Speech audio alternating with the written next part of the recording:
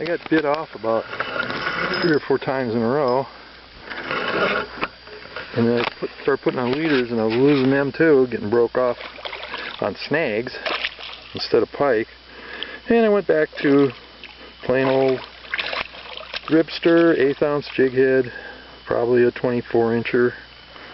We'll measure up, let you know.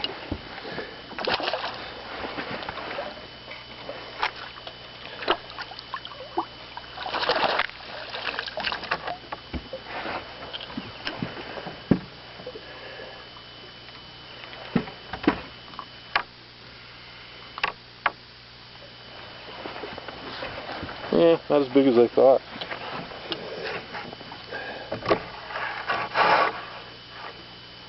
Only 21. Still.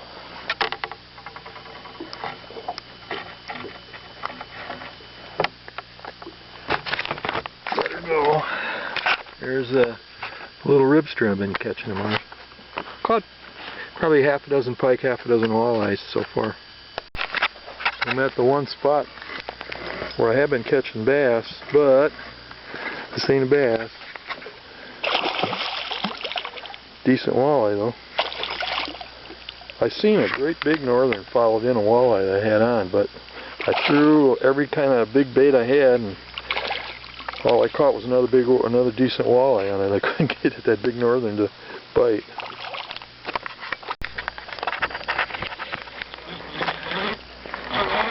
Came over to my walleye spot and caught a bass. So that's a good sign.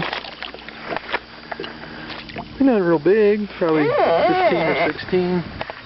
Bit on a swimming ribster instead of a regular ribster. So we will get her off. And you can see what he bit on there. It's got the little paddle tail, 1/8 ounce. 1/8 ounce swimming ribster. A nice bass.